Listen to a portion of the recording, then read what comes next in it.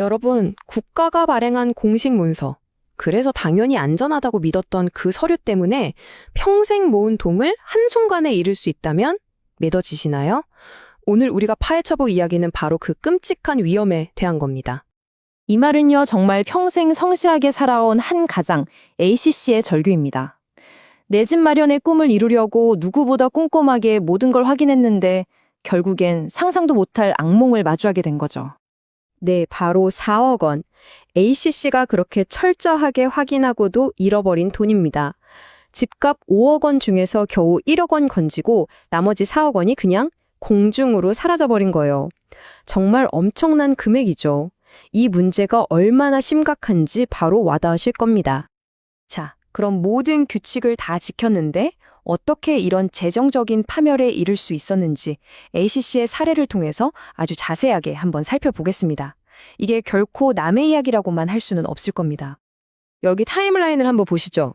ACC 부부가요, 무려 10년 넘게 회식도 거의 안 가고 여행 한 번 제대로 못 가면서 돈을 모았어요. 그리고 계약하는 그날에도 혹시나 해서 등기부등본을 또 떼어봤는데 역시나 깨끗했죠. 그런데 불과 1년 8개월 뒤에 갑자기 은행에서 소송이 들어온 겁니다. 대법원까지 가는 그 처절한 싸움 끝에 ACC는 결국 패소하고 모든 걸 잃게 됐습니다. 이렇게 성실하게 살아온 분이라서 이 결과가 더욱 비극적으로 다가오네요.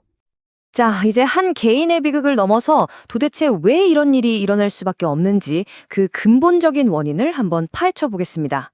바로 우리나라 시스템에 숨겨진 치명적인 허점이죠. 이 모든 문제의 중심에는 바로 이 등기부등본이라는 서류가 있습니다. 뭐 다들 아시겠지만 부동산의 신분증이라고 불리잖아요. 누가 주인이고 빚은 얼마나 있는지 모든 정보를 담고 있는 공식 문서. 우리는 사실상 이 서류 한 장만 믿고 수억 원을 거래하는 겁니다. 여기서 오늘 이야기의 가장 핵심적인 질문을 던져보겠습니다.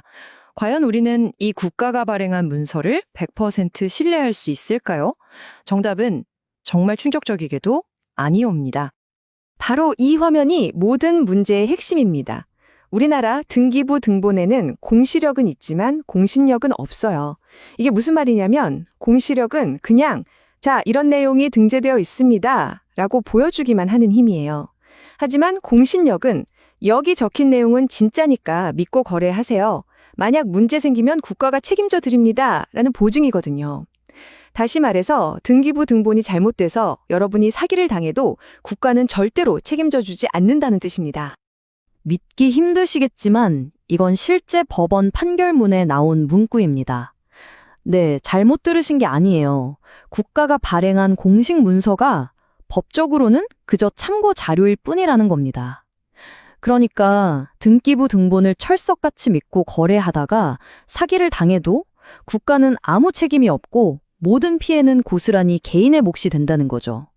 정말 황당하죠? 자, 그럼 이제 사기꾼들이 이 치명적인 시스템의 허점을 어떻게 이용해서 우리에게 노리는지 그들의 범죄 수법을 아주 구체적으로 알아보겠습니다. A씨가 당한 수법이 바로 이겁니다. 집주인이 은행에서 대출을 받은 다음에 대출 다 갚았다는 서류랑 은행 법인 인감까지 싹 다 위조해서 등기소에 내는 거예요. 근데 우리나라 등기소는 형식적 심사주의라고 해서 서류가 진짜인지 일일이 확인하지 않고 양식만 맞으면 그냥 통과시켜 주거든요. 그러니까 위조 서류만 보고도 근저당을 싹 지워주는 거죠.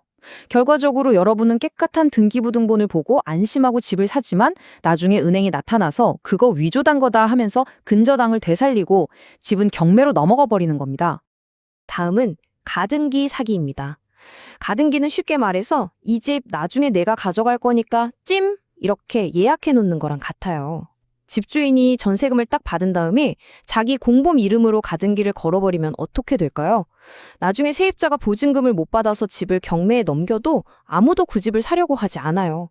왜냐하면 가등기 권리자한테 소유권을 뺏길 수 있으니까요. 결국 세입자는 돈을 돌려받을 길이 완전히 막혀버리는 거죠. 신탁 사기는 한술 더 뜹니다. 이건 더 교묘해요. 집주인이 신탁회사의 소유권을 넘기면 등기부 등본상 주인은 이제 신탁회사가 되는 거예요.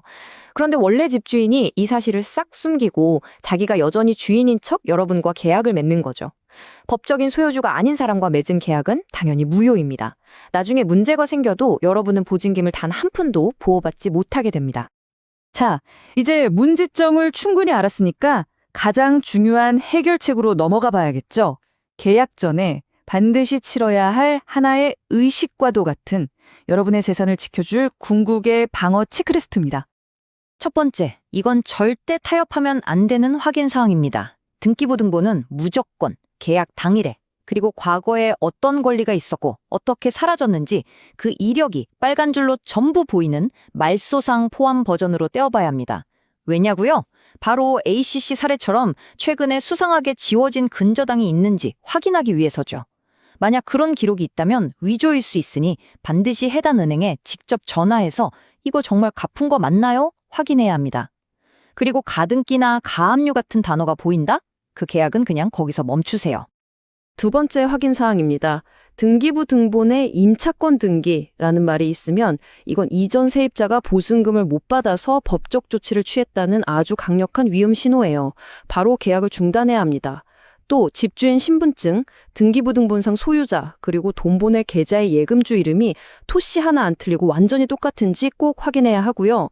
마지막으로 세금 찬압은 없는지 국세, 지방세 완납증명원을 요구하고 건물의 실제 용도가 상가 같은 근린 생활시설이 아니라 주거용으로 되어 있는지도 필수적으로 확인하셔야 합니다.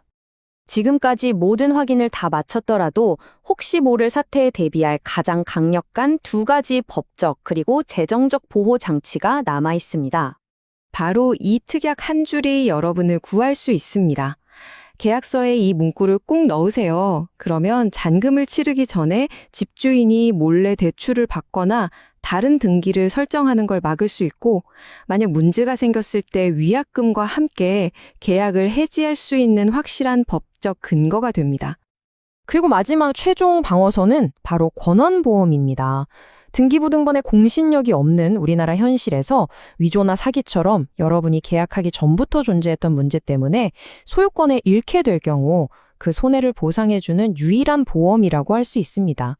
매매가 3억 기준으로 약 10만 원 정도 한 번만 내면 되는 비용으로 수억 원의 자산을 지킬 수 있는 가장 확실한 안전장치인 셈이죠. 결국 모든 걸 되돌아보면 질문은 하나로 모아집니다. 국가가 보증해주지 않는 시스템 속에서 당신의 전 재산을 지킬 수 있는 가장 강력한 보호막은 과연 무엇일까요? 그건 바로 오늘 이 이야기를 통해 얻은 지식, 그리고 그것에 반드시 실천하는 여러분 자신의 철저한 경계심일 겁니다.